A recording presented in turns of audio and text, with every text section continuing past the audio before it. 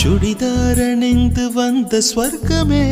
என் மீது காதல் வந்தது எப்போது என்று கொஞ்சம் நீ சொல்வாயா நீ சொல்வாயா நீ சொல்வாயா